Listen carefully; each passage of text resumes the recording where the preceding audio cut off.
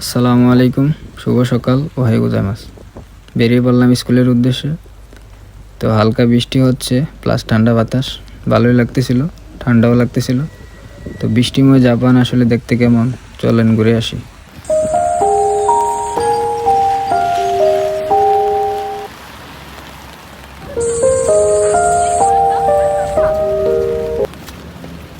বৃষ্টির দিনে জাপানের সবচেয়ে সুন্দর আকর্ষণ হচ্ছে এই ছাতা।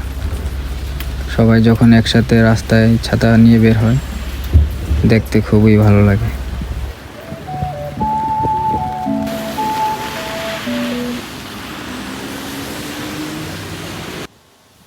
বাচ্চাদের ছাতাগুলো বিভিন্ন রঙের, যেহেতু তারা বাচ্চা, তাদেরটা একটু ইউনিক থাকবে, এটাই স্বাভাবিক।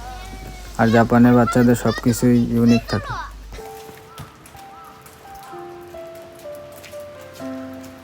আর আমাদের সেন্সে প্রতিদিন সকালে এমনি স্কুলের সামনে দাঁড়ায় থাকে, সবাই ঠিকঠাক মতো স্কুলে জাস্ট টাইমে আসলো কিনা ওইটা চেক করে, আর সবাইকে গোজাইমাস বলে।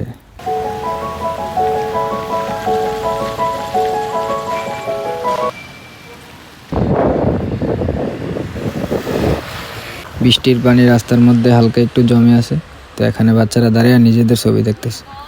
ছোটবেলা আমরা এমন করতাম, ব্যাপারটা আসলে দারুণ।